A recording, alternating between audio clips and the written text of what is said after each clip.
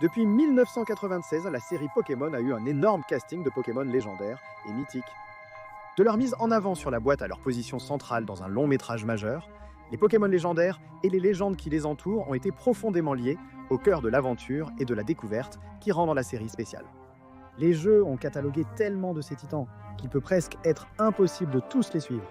Mais lesquels de ces légendes et mythes ont le meilleur intérêt du monde à cœur ou veulent simplement le gouverner pour eux-mêmes? Découvrons-le. Je suis Kifunossi avec Pokébinge et ceci est Pokémon légendaire du bien au mal.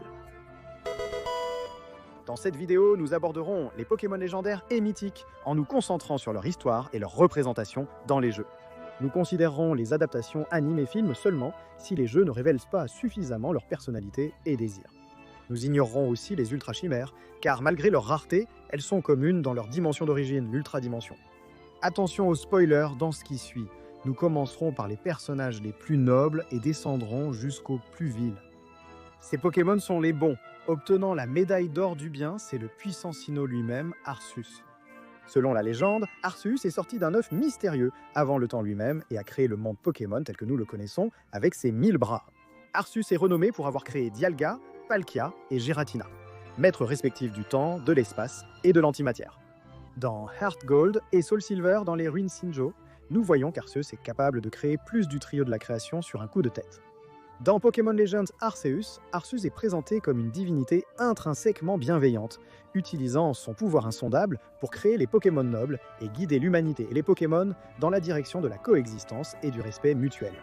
Avec sa surveillance constante du monde des Pokémon et de ses lois, Arceus mérite plus que jamais la première place. En deuxième position pour la médaille de la bonté, nous avons Calyrex, le roi des récoltes abondantes. Calyrex est un Pokémon miséricordieux et honorable qui a dirigé la région de Galar dans les temps anciens. Grâce à ses pouvoirs de guérison et de croissance des plantes, ce Pokémon apportait d'abondantes récoltes, lui valant le titre de roi des récoltes abondantes. Lors des combats, Calyrex soignait même les blessures de son adversaire après l'affrontement, témoignant ainsi de sa grande noblesse en tant que combattant. Calyrex, à pleine puissance, peut voir dans le passé et l'avenir. Selon la légende, il a utilisé ce don pour sauver une forêt entière de Pokémon d'une météorite. Maintenant, Calyrex a fait cela en pensant à l'idée de soulever physiquement la forêt et de la pousser littéralement ailleurs. La nature héroïque et noble de Calyrex lui vaut la médaille d'argent du bien. Gagnant la médaille de bronze du bien, le duo héroïque Zacian et Zamazenta, les Pokémon guerriers. Ces deux Pokémon de Galar seraient les deux héros légendaires qui ont vaincu Eternatus pendant le jour le plus sombre, sauvant la région elle-même et peut-être même le monde. Ensemble, ces deux Pokémon sont capables de neutraliser le pic d'énergie Dynamax d'Eternatus et de le contenir, et ils ont fait cela 2 fois. Une fois pendant le premier jour le plus sombre, et une autre fois quand le président Rose décide qu'il est devenu maléfique et lance un second jour le plus sombre. Puis ils se transforment en pierre et attendent jusqu'à ce qu'ils aient besoin de sauver le monde à nouveau. Ce sont 2 des Pokémon les plus héroïques de cette liste, et avec leur palmarès de sauveurs de la planète, ils méritent cette place. Juste en dessous du bronze, nous avons Mew, le nouveau Pokémon de l'espèce. Ce personnage emblématique de la série depuis la première génération est un Pokémon extrêmement rare à apercevoir et encore plus à capturer. Mew possède l'acide désoxyribonucléique de tous les Pokémon, étant le catalyseur de leur existence en tant qu'espèce dans leur monde. Mew est un Pokémon curieux et joueur, mais quand il faut agir, vous savez qu'il est du côté du bien. Tout au long de la série, Mew a été dépeint comme un Pokémon héroïque lors de ses multiples apparitions. Pour ne nommer que quelques instances, il combat son clone Mewtwo pour l'empêcher de détruire la planète dans Mewtwo contre-attaque, servant de gardien de l'arbre du commencement dans Lucario et le mystère de Mew, et sauvant les Pokémon d'Ash & Go capturés par la Team Rocket dans l'épisode Les Rêves sont faits de ces choses. L'altruisme de Mew est une raison majeure pour laquelle il occupe une place élevée sur cette liste. Voici ensuite Suicune, le Pokémon Aurore, membre éminent des chiens légendaires. Suicune est capable de marcher sur l'eau ainsi que de purifier l'eau contaminée par la maladie et la saleté. Il voyage à travers le monde pour purifier les eaux. Dans l'anime, il croise régulièrement le chemin de Sacha et ses amis, combattant parfois à leur côté. Gall a récemment capturé un Suicune, le plaçant parmi les Pokémon légendaires ayant directement collaboré avec le protagoniste. La présence de Suicune en tant que l'un des Pokémon du protagoniste, ainsi que ses pouvoirs pour purifier l'une des ressources naturelles les plus importantes du monde, le place parmi les Pokémon les plus utiles et bons de cette liste. Ensuite, il y a le doux petit Nebby, Cosmog, ainsi que leurs formes évoluées, Cosmoem, Solgaleo et Lunala. Cosmog est un Pokémon vraiment doux et curieux. Il est incroyablement naïf, ce qui met Cosmog en danger d'être exploité. Il évolue ensuite en Cosmoem, un état de cocon immobile, avant de se transformer finalement en Lunala ou Solgaleo. Lunala et Solgaleo étaient vénérés dans l'ancienne Alola comme des divinités de la lune et du soleil, respectivement. Dans l'anime et les jeux, Cosmog et ses évolutions collaborent avec le protagoniste et sont élevés par Lily. Sa coopération directe avec les gentils, dans l'univers Pokémon, lui vaut une place élevée sur cette liste pour sa bonté. Cependant, Cosmog perd des points car il ne rentre pas dans le sac. Ensuite vient Celebi, le Pokémon voyageur temporel. Ce petit seigneur du temps vert garde la forêt et l'ex à Johto, en utilisant ses pouvoirs temporels pour corriger les anomalies et assurer un avenir prospère. Celebi est généralement dépeint comme un bon Pokémon, sauvant un Zoroark de Kodai dans Zoroark, le maître des illusions, ou collaborant avec votre équipe dans Pokémon Donjon Mystère, explorateur du temps, obscurité ciel, pour arrêter Dialga et annuler le mauvais futur. La protection naturelle de Celebi et son caractère agréable lui confèrent un classement élevé sur cette liste. Ensuite, il y a Landorus, le gardien des champs. Malgré son apparence effrayante, le comportement de Landorus révèle une toute autre histoire. Avec Enamorus, Landorus est crucial pour fournir un sol fertile aux cultures dans l'univers Pokémon. Quand ses Pokémon frères, Tornadus et Thundurus, deux Pokémon qui apportent tous deux d'horribles tempêtes, commencent à s'affronter, causant des dévastations inimaginables sur la Terre, Landorus intervient pour apaiser le conflit, un peu comme un grand frère qui sépare ses deux petits frères qui se battent. La protection de Landorus contre les tempêtes et son rôle crucial pour les récoltes le placent assez haut. Ensuite, il y a Meloetta, le Pokémon Mélodie. Muse des arts musicaux, ce Pokémon mythique est un nez pour la scène. Grâce à son attaque signature chante antique, Meloetta peut passer de sa forme aria musicale à sa forme pirouette, gracieuse et axée sur la danse. La musique de Meloetta a inspiré de nombreuses chansons célèbres, lui donnant un lien direct avec la culture du monde Pokémon. Bien qu'il ne soit pas le Pokémon légendaire le plus utile physiquement, comme Blandorus et Celebi, Meloetta est un Pokémon qui n'a fait que contribuer à l'une des parties les plus importantes de la culture humaine. C'est tout simplement un excellent Pokémon. Ensuite, il y a Cresselia, le Pokémon lunaire. On dit que Cresselia est un Pokémon qui apporte de beaux rêves.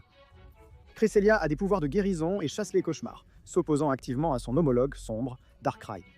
Dans Pokémon Mystery Dungeon Explorers of Time, Darkness and Sky, Cresselia sert de coéquipier dans les donjons de fin de jeu pour combattre Darkrai aux côtés du protagoniste et de son partenaire. En tant que protecteur du repos, Cresselia se place en tête de cette liste. Ho-Oh, le Pokémon arc-en-ciel, est connu pour sa capacité à créer de magnifiques arcs-en-ciel lorsqu'il vole dans le ciel. On dit que l'apparition de Ho-Oh invoque le bonheur éternel et il a participé à la création des 3 chiens légendaires, Entei, Raikou et Suicune. Ho-Oh est vénéré dans la région de Johto comme un gardien des cieux et un symbole de renaissance. On dit qu'il a la capacité de ressusciter les morts. Les prétendus pouvoirs de renaissance ont même suscité la création d'un mouvement religieux autour d'eux à Écritique. Les connotations positives de Ho-Oh et son influence sur la culture de Johto le placent plus haut du côté positif de cette liste. Assez drôlement, le suivant est Lugia, le complément de Ho-Oh, le gardien des mers et le leader des oiseaux légendaires. Lugia s'isole loin au milieu de l'océan en raison de ses pouvoirs de tempête volatile. D'un simple battement d'ailes, Lugia peut déclencher des tornades et des ouragans durant des semaines.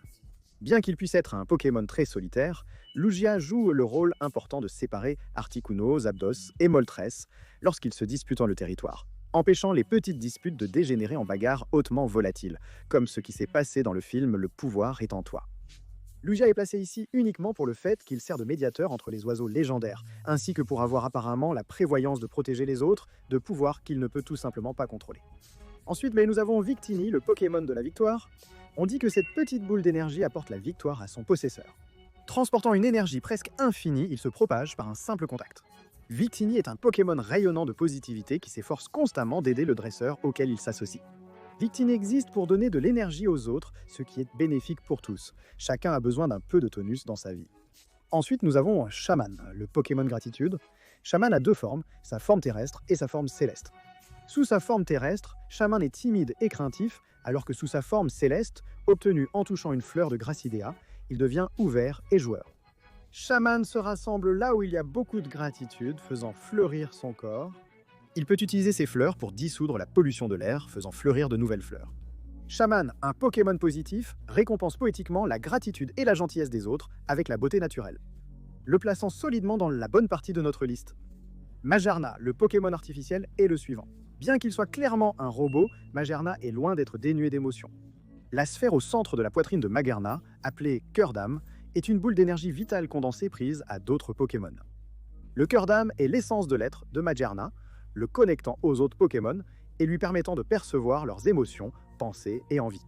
L'empathie accrue de Magearna le pousse à ressentir la douleur des autres Pokémon et à tout faire pour les aider afin de se protéger lui-même de cette souffrance. L'empathie de Magearna le place aux côtés des Pokémon neutres et bons de cette liste. Le prochain est le Pokémon céleste, Rayquaza. Haut dans la couche d'ozone dort cette bête légendaire, se reposant et se nourrissant d'eau et d'autres particules à haute altitude. Rayquaza se nourrit de météorites dans la stratosphère pour alimenter son organe semblable à une mégapierre, lui permettant de méga-évoluer sans pierre physique. Rayquaza remplit plusieurs fonctions pour protéger la planète. Rayquaza détruit et consomme les météorites entrant dans l'atmosphère. Il empêche Kyogre et Groudon de se battre, évitant ainsi un scénario apocalyptique, comme vu dans Pokémon Émeraude.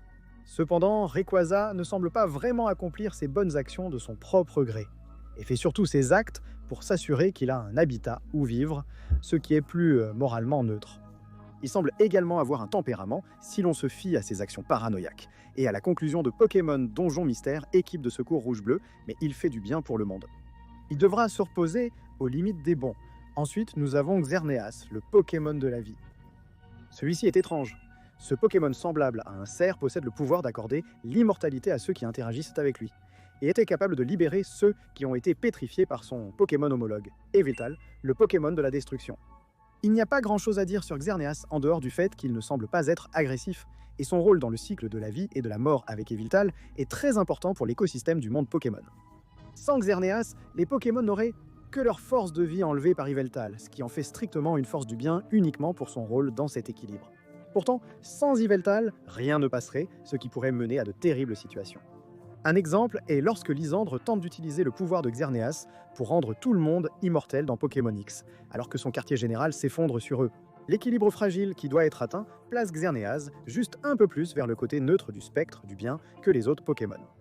À l'intérieur se trouve Zygarde, le Pokémon d'ordre. Zygarde est un Pokémon très étrange. Zygarde est un Pokémon qui change de forme selon son degré de complétude. Son corps complet est composé de 5 noyaux Zygarde et de centaines de cellules Zygarde. Les noyaux de Zygarde sont ses cerveaux. Séparés des cellules, ils sont impuissants sans fusion pour former Zygarde. Après 10% de sa formation, il devient un Pokémon canin, se concentrant sur le combat au corps à corps brutal, utilisant un seul noyau pour se contrôler. À mi-chemin de sa formation, il prend son apparence emblématique de cobra. C'est dans cet état que Zygarde commence à surveiller activement l'écosystème qui l'entoure et commence à le défendre activement. À 100% de sa formation, lorsque chaque cellule et noyau sont obtenus et fusionnés ensemble, Zygarde devient une entité énorme semblable à un Megazord. Cet état n'apparaît que lorsque Xerneas et Yveltal sont en danger et cherchera activement à éliminer toute menace pour l'écosystème. Zygarde à 100% est comme la réponse immunitaire de la planète, un dernier recours appelé si la vie et la mort sont menacées. L'existence de Zygarde est cruciale pour protéger les incarnations physiques de la vie et de la mort dans l'univers Pokémon. Cependant, l'immense pouvoir de Zygarde rend sa maîtrise difficile, comme le montrent les dégâts qu'il peut infliger lorsque contrôlé par la Team Flare dans l'anime Pokémon. Bien que l'existence de Zygarde soit entièrement bonne, son immense pouvoir et son potentiel de destruction entre de mauvaises mains le placent dans une catégorie plus neutre. Originaire de Galar, voici Kubfu et son évolution, Urshifu.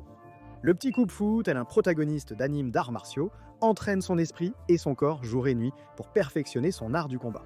En fonction des techniques que Kubfu maîtrise, Kubfu évolue alors soit en Urshifu à frappe unique de type combat chez ténèbres, soit en Urshifu à frappe rapide. Urshifu à frappe unique est un combattant impitoyable qui se concentre sur la défaite des adversaires en un seul coup précis. Le style de combat impitoyable d'Urshifu à frappe unique lui a valu d'être surnommé l'incarnation de la rage. Cependant, Urshifu à frappe rapide est bien plus calme et patient. Urshifu à frappe rapide utilise un style de combat basé sur l'anticipation et l'évitement pour épuiser l'ennemi avec des contre-attaques. Urshifu à frappe rapide a banni le mal du cœur des autres d'un simple regard. Les évolutions de Kubfu symbolisent 2 voies possibles pour sa vie, l'impitoyabilité et la violence, ou la patience et la compréhension. Les parcours évolutifs de Kubfu et Urshifu, dans leur quête d'autodécouverte et d'amélioration, les maintiennent fermement dans la catégorie neutre de cette liste. Arrivant du Grand Bleu, voici Manaphy, le Pokémon marin. Manaphy, un Pokémon composé à 80% d'eau, est rarement localisé et se trouve dérivant en mer, tentant de retourner à son lieu de naissance. Manaphy est un Pokémon très empathique, utilisant son attaque signature Échange-Cœur pour se lier avec d'autres Pokémon. Parce que le corps liquide de Manaphy est sensible à son environnement et que ses pouvoirs se concentrent presque exclusivement sur la possibilité de se connecter aux Pokémon à un niveau de cœur à cœur, Manaphy a tendance à pencher vers un type de moyen plus pacifiste de gestion des conflits. Manaphy est donc l'un des Pokémon les plus pacifiques de cette liste. Diancie, le Pokémon joyau, occupe la place suivante. Diancie est considéré comme une évolution extrêmement rare de Stracy et est capable de créer instantanément des diamants en comprimant le carbone dans l'air entre ses mains. Sous sa forme méga évoluée, Diancie est surnommée la princesse rose royale grâce à sa noble et élégante stature. Dans le film Le Cocon de la Destruction, Diancie est responsable de superviser et préserver le domaine caché du diamant, empêchant les intrus de revendiquer ses richesses. Diancie, comme de nombreux légendaires, tente de rester à l'écart sans vouloir nuire, la plaçant dans le spectre du bien neutre. Ensuite, nous avons Latios et Latias, le duo Éon. Ce duo de Pokémon est aperçu volant à toute vitesse autour du globe, et peu de gens ont eu un réel contact avec eux. Ils utilisent leurs plumes vitreuses pour réfracter la lumière, devenant invisibles et évitant la détection. Latias et Latios, très intelligents, comprennent réellement le langage humain. Parce que ces deux Pokémon restent généralement en retrait et sont finalement pacifiques dans l'âme, ils clôturent la partie neutre de notre liste. Arrive ensuite Raikou, le Pokémon tonnerre. Raikou apparaît lors d'orages pour protéger les autres types électriques en danger, en invoquant rapidement des nuages d'orage. Dans les jeux et l'anime, Raikou est dépeint comme très méfiant, fuyant au moindre signe de danger et devenant même hostile lorsqu'on l'approche. Parce que Raikou reste généralement encore plus en retrait que Suicune, c'est un Pokémon globalement assez neutre. Après Raikou vient Entei, le Pokémon volcan. On dit qu'à la naissance d'un Entei, un nouveau volcan apparaît et lorsqu'il rugit, un volcan entre en éruption quelque part dans le monde. Entei est similaire à Raikou et Suicune, parcourant le globe en raison de la nature très chaotique de ses pouvoirs sur le feu. Entei se classe un peu en dessous de Raikou en raison de son contrôle sur le feu, qui est un peu moins contrôlable et destructeur que l'électricité seule. Entei a également la position unique d'être l'antagoniste principal de Spell of the Unknown, même si le cœur d'Entei était au bon endroit. En somme, Entei tend vers un spectre plus neutre, suivi de Reshiram et Zekrom. Reshiram, le dragon de la vérité, peut libérer de sa queue une chaleur si intense qu'il pourrait provoquer un changement climatique. Selon les légendes, Reshiram brûlerait jusqu'au sol, les royaumes ayant ignoré la vérité au profit de la cupidité. Zekrom, opposé à Reshiram, est le dragon des idéaux. Il peut créer des orages grâce à sa puissante attaque électrique. Zekrom parcourait les villes, détruisant les royaumes de ceux qui avaient perdu la droiture dans leur cœur. Reshiram et Zekrom sont uniques, étant à la fois extrêmement puissants et ésotériques dans ce qu'ils symbolisent. Il est difficile d'expliquer ce qui fait vraiment un monde vrai ou idéal aux yeux de Reshiram ou Zekrom. Ils se battent pour la vérité et les idéaux, mais ils sont eux-mêmes intrinsèquement destructeurs et peuvent être manipulés pour se battre pour des causes maléfiques, comme lorsque N prend le contrôle de l'un de ces deux pour la Team Plasma dans Pokémon Noir ou Pokémon Blanc. C'est pourquoi ils tendent vers le côté plus neutre de notre liste, tout en incarnant de bonnes valeurs morales. Ensuite, un Vulcanion, le Pokémon Vapeur, est sur notre liste. Vulcanion peut générer de la vapeur en lui-même et l'expulser via les mécanismes moteurs sur son dos. Avec ce pouvoir, Vulcanion peut percer une montagne, mais doit ensuite se recharger en utilisant une autre source d'eau.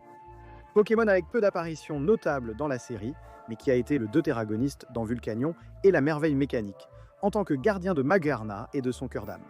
Cependant, cette Vulcanion garde une rancœur envers les humains pour avoir pourchassé les Pokémon dans le passé. Cela laisse supposer que Vulcanion est un Pokémon qui, bien qu'il souhaite rester à l'écart des humains, protège finalement les autres Pokémon. Cela lui confère une tendance à s'éloigner de la stricte neutralité de notre liste. Ensuite sur notre liste se trouvent les épées de la justice, Keldeo, Viridium, Cobaltium et Terrakium. Selon la mythologie d'Unis, ces 4 Pokémon luttent pour défendre les autres Pokémon des humains qui menacent leur territoire. Après avoir vu 2 armées humaines en guerre brûler leur forêt natale, l'histoire commence. Du feu, Viridium, Cobaltium et Terrakium adoptent Keldeo, et ensemble ils jurent que la prochaine fois que les humains menaceront les Pokémon, ils seront là pour y mettre fin. Le stoïque Cobaltium est le leader de facto du groupe. Terrakium sert de muscle au groupe et on dit qu'il a pu détruire des murs de château avec sa force. Viridium, rapide et agile, déroute ses adversaires grâce à sa vélocité. Keldeo, le plus jeune membre, est le cœur et l'âme résolus du groupe avant de les quitter sans explication. Les 4 épées de la justice ont à cœur le bien-être des Pokémon, mais leurs méthodes les rendent méfiants et hostiles envers les humains. La section des biens étant terminée, nous entrons maintenant en territoire neutre.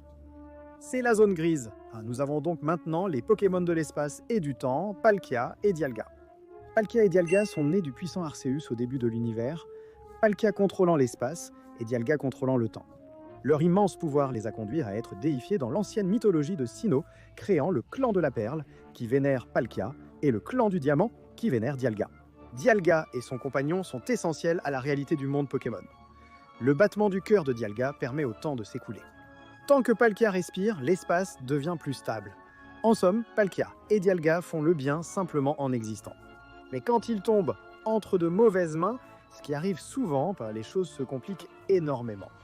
Il y a eu plusieurs fois dans l'animé où Dialga et Palkia ont été pris au piège par les Chaînes Rouges, par des gens comme la Team Galactique et la Team Rocket du monde alternatif, et sont forcés de changer la réalité pour le pire. Il a également été montré que Dialga peut être entièrement corrompu, comme dans Pokémon Mystery Dungeon Explorers of Sky Darkness Time, où existe une mauvaise chronologie où Dialga est devenu fou et a fait geler l'univers dans le temps à cause de l'influence de Darkrai. Dialga et Palkia sont de bons Pokémon, et sont importants pour maintenir la stabilité de l'univers, mais ont des pouvoirs qui peuvent être détournés de manière à avoir des conséquences terribles pour tout le monde. Ensuite, il y a les oiseaux légendaires, Zapdos, Articuno, Moltres et leurs 3 homologues de Galar. Articuno contrôle la glace, provoque des chutes de neige par sa simple présence et apparaît aux voyageurs condamnés dans les montagnes. Son homologue de Galar est de type psychique, utilisant des illusions et explosions psychiques pour neutraliser sa proie. Moltres contrôle le feu, se soigne dans les volcans et son apparition annonce le printemps. La forme de Galar de Moltres est de type obscur, ses flammes incinérant les âmes à proximité, causant une fatigue sévère. Zapdos peut contrôler l'électricité et apparaîtrait depuis les nuages d'orage. La forme de Galar de Zapdos est de type combat, qui court à une vitesse suffisamment rapide pour générer le son de l'électricité. L'un des premiers trios légendaires de la série, l'Articuno et le Moltres de Kanto, sont censés avoir utilisé leur pouvoir sur la glace et le feu pour créer les océans, tandis que le Zapdos de Kanto aurait utilisé son électricité pour créer les courants et les ruisseaux. Par le passé, les oiseaux de Kanto se sont violemment disputés pour leur territoire, nécessitant l'intervention de leur chef Lugia pour les séparer.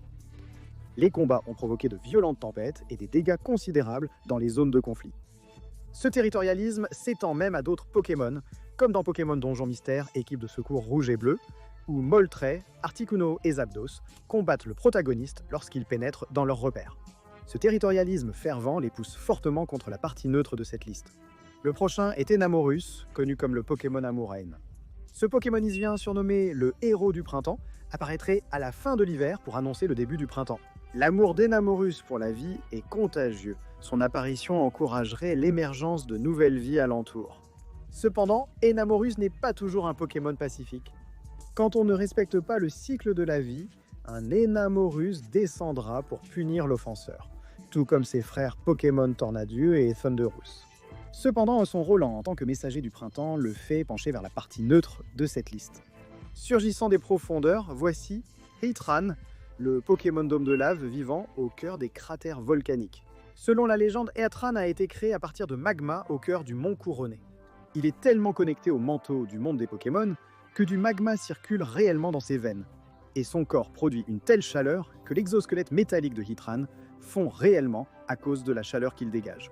Cette chaleur inhérente rend très difficile de faire confiance à Heatran pour survivre paisiblement à la surface, car s'il fait si chaud qu'il peut se fondre lui-même, on pourrait penser que Heatran pourrait accidentellement déclencher des incendies de forêt en traversant une forêt. Heatran n'est pas maléfique et veut seulement être laissé tranquille. Le suivant est Mewtwo, le Pokémon génétique. Mewtwo, créé par la Team Rocket sur l'île Cramoisil, a été élevé pour devenir l'un des Pokémon les plus puissants jamais conçus. Après potentiellement des années d'expérience, Mewtwo détruit la cachette et s'enfuit. Mewtwo est l'un des Pokémon les plus insaisissables, ne se montrant qu'aux dresseurs jugés dignes. Mewtwo, selon le Pokédex, est dit ne pas être né avec un cœur compatissant. Son seul but est de gagner en force et d'être libre de toute obligation envers quiconque. Dans Mewtwo contre-attaque, Mewtwo fait tout son possible pour capturer et cloner un tas de Pokémon de dresseurs et les force à se battre contre des clones d'eux-mêmes pour prouver qui est le plus fort. Cependant, la série a montré que Mewtwo n'est pas totalement irrécupérable. Dans Mewtwo revient, il est montré comme étant devenu le gardien de l'île où Mewtwo contre-attaque a eu lieu, protégeant ses clones compagnons. Dans Genesect et l'éveil de la légende, malgré l'attaque d'un groupe de Genesect, Mewtwo tend la main à leur chef en signe d'amitié. Mewtwo est un Pokémon à la personnalité dure, résultat des expériences de la Team Rocket. Bien que non né avec un cœur gentil, il a pris des mesures pour surmonter son traumatisme. Mewtwo est un Pokémon neutre, moins cruel qu'avant. Passant rapidement, nous avons Zeraora, le Pokémon coup de foudre.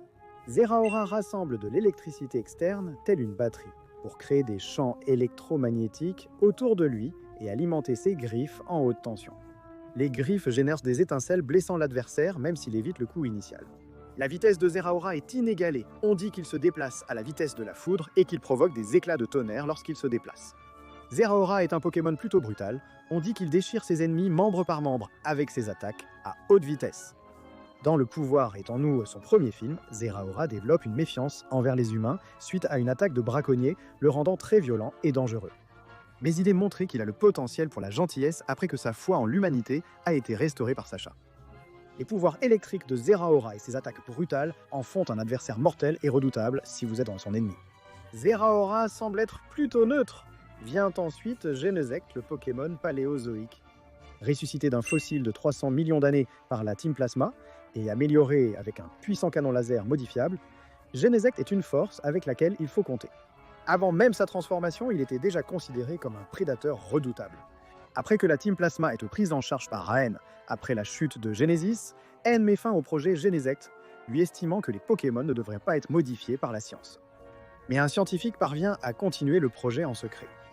Dans le film Genesect et l'éveil de la légende, un groupe de Genesect nommé l'armée Genesect sème le chaos à New Torque, pensant que la ville est leur territoire de chasse d'origine, et affronte Mewtwo. Les Genesect, des Pokémon très territoriaux, sèment le chaos dans la ville avant qu'Ash, Mewtwo et leurs amis ne réussissent à les apaiser en les persuadant de les considérer comme des alliés plutôt que des ennemis. Genesect est un poisson hors de l'eau, armé d'armes dangereuses inconnues et confronté à une situation qu'il ne maîtrise pas. Genesect démontre de l'amitié et de la compassion, rendant difficile de le qualifier de maléfique. Ainsi, Renezect adopte une position neutre sur notre liste. Arrivant à la fin de nos Pokémon plus gentils et neutres, nous avons Jirachi, le Pokémon Souhait. Jirachi hiberne pendant de très longues périodes, formant une coquille protectrice autour de lui et se battant même endormi s'il se sent menacé. Tous les 1000 ans, il se réveille pendant plusieurs jours pour exaucer tout vœu qui est écrit sur les notes sur sa tête. Jirachi est un Pokémon très gentil et joueur, comme on peut le voir dans le film Jirachi faiseur de vœux. Jirachi est sur cette liste car comme un génie, il n'a aucun contrôle sur ce que les gens écrivent à son sujet. Jirachi réalisera tous les souhaits qui lui sont faits si vous le rencontrez pendant son éveil. Les souhaits peuvent être utilisés à bon ou à mauvais escient selon les intentions de la personne.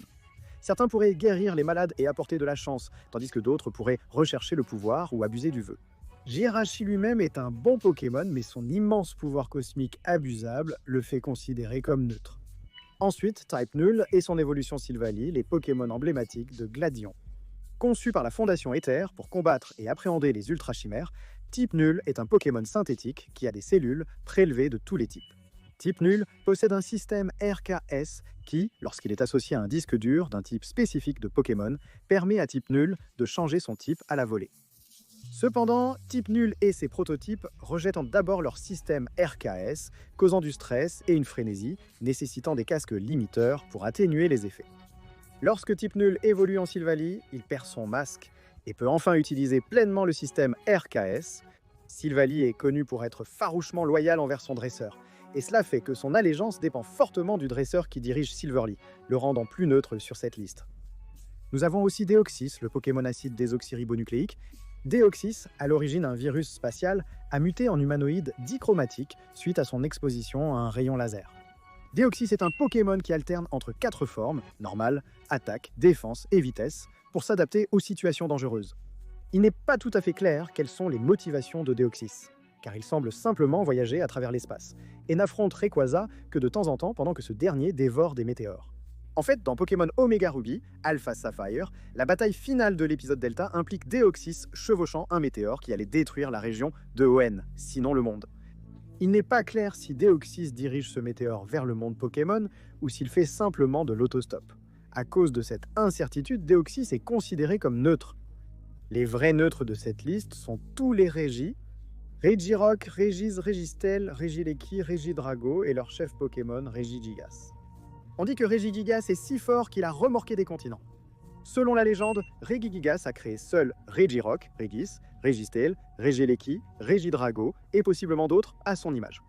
Chaque Régi, sauf Regigigas qui semble vivant, est constitué de matériaux inanimés comme la roche, la glace préhistorique, l'acier, l'électricité condensée ou l'énergie draconique solidifiée. Malgré leurs différents matériaux, les Régis partagent les mêmes caractéristiques. Ils manquent tous d'un cerveau et d'un cœur, ce qui en fait un miracle biologique qu'ils vivent même du tout. Ils vivent en solitaire dans les montagnes ou au fond des ruines et ne sont généralement une menace que s'ils sont attaqués. Regigigas passe ses journées assomnolé dans le temple de Frimapic, ne réagissant que lorsque son sommeil est perturbé. Comme ils restent entre eux et ne semblent pas vivre sur la même longueur d'onde que les gens, ni même les autres Pokémon, on ne peut que rationaliser qu'un Régi est purement neutre dans son cœur. Ils sont juste dans leur vibe. Ensuite, il y a Zarude, le Pokémon singe voyou. Les Zarudes sont des Pokémon sociaux, rares, et restent ensemble en grands groupes. En groupe, ils éloignent les Pokémon de leur troupeau et attaquent violemment les étrangers à leur meute, révélant leur nature territoriale et agressive. Cependant, certains Zarudes sont connus pour adopter et protéger des enfants humains, quittant leur meute pour agir seuls. C'est tout à fait le cas pour le Zarude nommé Dada, un Zarude unique portant un tissu qui a fait ses débuts dans Secret de la jungle. Les Zarudes sont des Pokémon territoriaux, mais capables de montrer une véritable gentillesse, les plaçant dans la catégorie neutre. Ensuite, nous avons Marshado, le Pokémon habitant des ténèbres. L'un des Pokémon les plus secrets et prudents de cette liste, Marshado se dissout dans les ombres afin de rester caché. C'est pour cette raison que Marshado n'apparaît pas devant les humains et n'est même pas présent dans le Pokédex lors de sa première apparition dans la série principale de l'anime. Marshado utilise ses pouvoirs de dissimulation pour espionner les autres, apprendre leurs mouvements de combat et semble les utiliser mieux que ceux qu'il cherche à copier. Marshado a aussi la capacité de comprendre les émotions des autres, lui conférant une empathie supérieure aux autres Pokémon. Dans le film Je te choisis, où Marshado apparaît pour la première fois, il est dépeint comme un serviteur de Ho-Oh, évaluant la pureté de cœur de ceux qui viennent rencontrer Ho-Oh. Cependant, après que l'aile arc-en-ciel est corrompue par Cross, Marshado devient temporairement maléfique, le rendant très violent et un vecteur par lequel l'aile pourrait corrompre d'autres Pokémon. Dans cette scène, Marshado et les Pokémon corrompus s'allient pour tuer Sacha Ketchum. Ils le désintègrent complètement. Marshado était l'un des rares Pokémon du canon à avoir réellement tué Sacha. Même Mewtwo n'est jamais allé aussi loin, l'ayant transformé en pierre et techniquement juste gelé Sacha. Cependant, comme il s'agit d'un incident isolé et que Marshado ne tue personne d'autre, il est difficile de dire si l'aile arc-en-ciel, corrompue, contrôle directement Marshado, ou le rend simplement plus agressif qu'il ne l'aurait été, voyant Sacha comme une menace. Pour cette raison, Marshado se classe en tête de la catégorie neutre de cette liste. Et maintenant que notre zone grise est terminée, nous arrivons au côté obscur. Ces Pokémon légendaires sont les méchants et les maléfiques. Débutons le côté sombre de notre liste avec Spectréar, le Pokémon cheval à gel, et Glastréar, le Pokémon cheval sauvage. Spectréar est un Pokémon qui recherche le silence et l'isolement. Il ne sort de sa cachette que la nuit pour voler l'énergie vitale des dormeurs et combat ceux qui s'opposent à lui. Cependant, Glastréar est un Pokémon très actif et agressif, utilisant sa force physique extraordinaire pour voler les ressources des autres Pokémon. Ces deux Pokémon sont très arrogants, ne servant que ceux qu'ils jugent les plus forts sur la Terre. Jadis, ils étaient les montures de Calyrex qui les chevauchaient pour protéger les faibles et les innocents. Bien que travaillant avec Calyrex, Spectrier et Glastrier demeurent trois des Pokémon très hostiles. Ils n'écoutent personne et font partie des très rares Pokémon qui blessent volontiers quiconque essaie de les apprivoiser. Groudon et Kyogre occupent la prochaine place dans cette liste. Il y a 3000 ans, Groudon et Kyogre sont nés de l'énergie primale puissante qui façonnait les régions que nous voyons aujourd'hui. Groudon et Kyogre ont combattu le choc de la terre et de la mer, créant la région de Hoenn avant d'être apaisés par Rayquaza. Cela seul devrait vous donner une idée de la force primordiale que ces deux Pokémon possèdent. Groudon a le pouvoir de causer des sécheresses et des éruptions volcaniques majeures, agrandissant les terres en absorbant l'humidité du sol et des océans. On raconte que Kyogre apporte eau et tempête par sa seule présence. Il est vénéré tel un dieu pour avoir créé les océans et provoqué des averses. Lorsque ces deux Pokémon se rencontrent, les mêmes batailles qui ont créé la région Pokémon font rage à nouveau, causant une dévastation massive de l'écosystème. Kyogre et Groudon sont des ennemis naturels, des incarnations de la nature qui ne peuvent être contrôlées, ce que la Team Magma et la Team Aqua sont forcées d'apprendre lorsqu'elles tentent d'exploiter leur potentiel pour leur propre fin. En raison de leur pouvoir destructeur et de leur animosité inhérente l'un envers l'autre, Kyogre et Groudon occupant le top 2 une place dans la partie maléfique de notre liste. Ensuite sur notre liste se trouve Hoopa, le Pokémon malicieux, et Pokémon Jean. Sous sa petite forme, Hoopa est un fauteur de troubles qui utilise ses anneaux pour rassembler et téléporter ce qu'il aime dans un endroit secret. Cependant, c'est simplement sa forme confinée. Hoopa atteint son plein potentiel lorsqu'il est sous sa forme déliée, débloqué avec la bouteille des prisons dans les jeux. Sous cette forme, Hoopa peut invoquer et capturer des objets aussi grands que des châteaux, et il est connu pour déformer l'espace afin d'éviter d'être capturé. Dans l'anime, la forme déliée de Hoopa, qui est peut-être décrite comme l'ombre de Hoopa, sert de personnalité distincte pour le Pokémon. C'est une force malveillante créée par des années de Hoopa scellées dans la bouteille de prison qui posséderait n'importe qui pour se venger d'avoir été enfermé. Dans cet état, Hoopa pouvait invoquer et contrôler d'autres légendaires, les forçant à se battre. Bien que la forme confinée de Hoopa soit un voleur inoffensif, sa forme déliée s'est révélée être l'une des forces les plus mortelles et hostiles dans l'univers Pokémon, plaçant Hoopa résolument dans la catégorie des Pokémon maléfiques. Se levant de son sommeil est Eternatus, le gigantesque Pokémon. Eternatus, l'un des plus grands Pokémon jamais enregistrés, provient comme Déoxys des profondeurs obscures de l'espace il y a 20 000 ans. Quand Eternatus atteint la Terre, il atterrit à Galar et provoque le jour le plus sombre, où l'énergie Dynamax fait que les Pokémon se dynamaxent et se déchaînent de façon incontrôlable. Mais Zacian et Zamazenta l'arrêtent, le décomposent en morceaux et le dispersent à travers Galar sous forme d'étoiles filantes. Eternatus lui-même a le contrôle de l'énergie Dynamax et est capable de forcer ou d'empêcher les Pokémon de pouvoir se dynamaxer eux-mêmes. Eternatus est en fait capable d'aller un cran plus loin que Dynamax, appelé Eternamax. Dans cet état, il grandit jusqu'à plus de 100 mètres de hauteur, acquiert la capacité de déformer l'espace et le temps lui-même et crée une source d'énergie presque infinie. Eternatus est directement responsable de la quasi-fin du monde à 2 reprises à cause du jour le plus sombre et n'est arrêté que par les efforts des protagonistes Zacian et Zamazenta à chaque fois. Les motifs derrière la fureur d'Eternatus restent mystérieux, mais on peut supposer que le Pokémon ne sait pas agir autrement. Dans le Pokédex, son état d'Eternamax est décrit comme une surcharge de puissance, on peut donc supposer qu'il ne souhaite pas plus être dans cet état que Galar. Cependant, vu les dégâts énormes qu'Eternatus peut causer une fois libéré, il se classe parmi les forces mortelles de la nature dans la catégorie du mal. Ensuite, nous avons Tornadus et Tundurus, 2 Pokémon faisant partie des forces de la nature avec Landorus. Tornadus peut générer des 320 km/h, lui permettant de renverser des maisons et de causer d'importants dégâts matériels. Tundurus peut invoquer des éclairs pour déclencher des feux de forêt. Bien qu'ils remuant et enrichissant le sol de manière importante, comme Landorus, ils sont détestés pour l'impact final de leur pouvoir sur la zone environnante. Grâce à leur vitesse fulgurante, ils apparaissent à n'importe où et se livrent à des affrontements violents en quelques secondes, provoquant d'énormes ouragans dévastateurs pour les villes et les paysages alentours. Ils sont très prompts à la colère. La seule raison pour laquelle ces deux ne provoquent par exemple pas activement des scénarios de fin du monde est que Landorus continue à les séparer. Les éclats fréquents de Tornadus et Tundurus, avec leur capacité naturelle mortelle, les placent haut dans le spectre du mal. Descendant d'en haut est le faucheur de la monde Pokémon, Yveltal. Servant d'incarnation de la mort elle-même et de contrepartie à Xerneas, Yveltal a la capacité de voler l'énergie vitale autour de lui à travers ses ailes. Quand il atteint la fin de sa durée de vie, il vole la force vitale avant de se mettre dans un état semblable à un cocon, se revitalisant lui-même. Le pouvoir d'Yveltal est égoïste, car il vole la vie d'autres Pokémon pour se régénérer. Cependant, c'est la raison pour laquelle les choses meurent dans le monde des Pokémon. Comme indiqué précédemment, sans Yveltal, Xerneas n'aurait rien pour équilibrer son immortalité. Sans Yveltal, nous subirions les effets du vieillissement sans possibilité de les surmonter, nos corps s'épuisant inexorablement. Pourtant, en même temps, sans Xerneas, Yveltal n'aurait personne pour l'empêcher de voler la vie de tout le monde sur la planète, la rendant complètement morte. Yveltal est un Pokémon parasitaire, mais il n'est pas en fin de liste car nous avons besoin de lui pour ne pas vivre éternellement. La relation avec Yveltal est extrêmement précaire, ce qui le pousse vers le côté maléfique de notre liste, encore plus que Xerneas.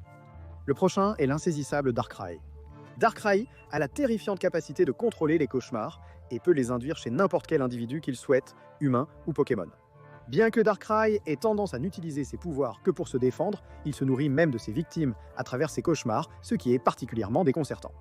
Les allégeances de Darkrai ont toujours été difficiles à cerner au fil du temps. Dans le film L'Ascension de Darkrai, le Pokémon sombre aide à repousser Dialga et Palkia, et soutient Ash qui tente d'empêcher les dieux de la création de détruire une ville.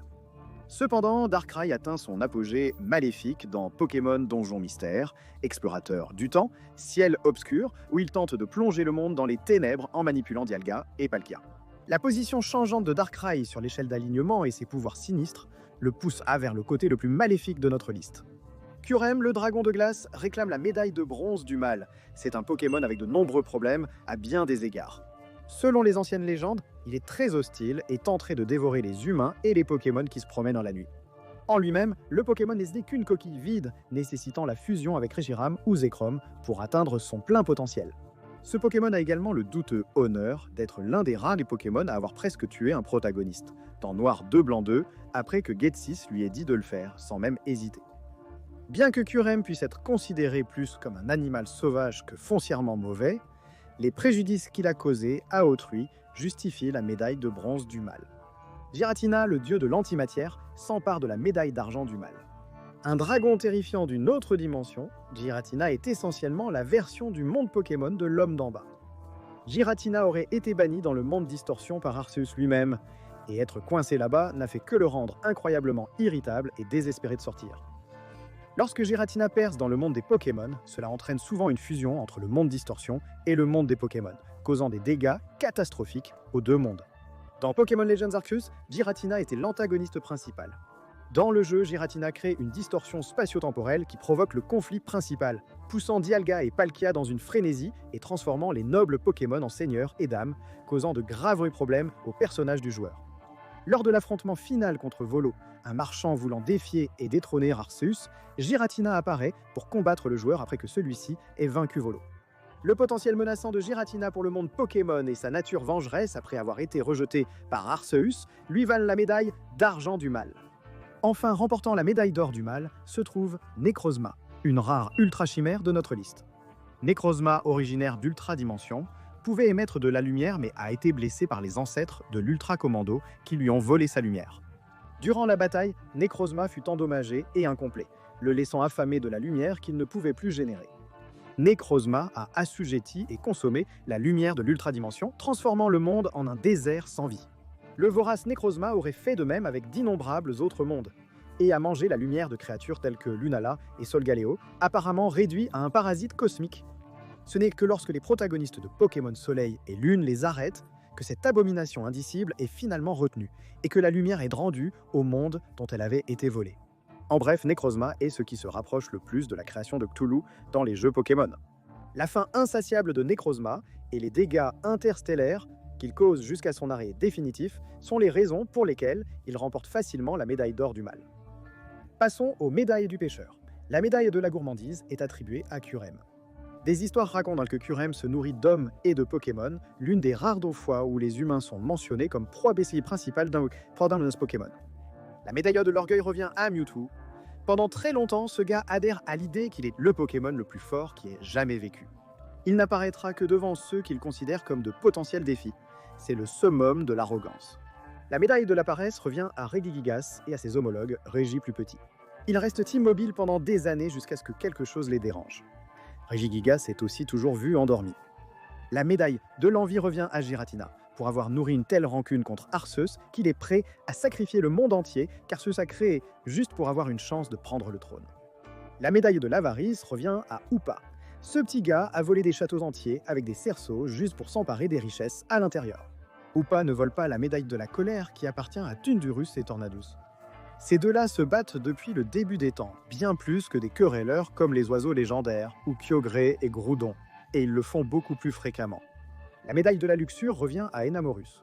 Leur principal objectif en fait est l'idée qu'ils encouragent la nouvelle vie dans la région qu'ils visitent. Mais dites-nous dans les commentaires si vous approuvez notre classement. Quel est selon vous le Pokémon légendaire le plus noble ? Assurez-vous d'activer la cloche de notification pour regarder plus de nos vidéos sur Pokémon. Merci d'avoir regardé. On se voit la prochaine fois.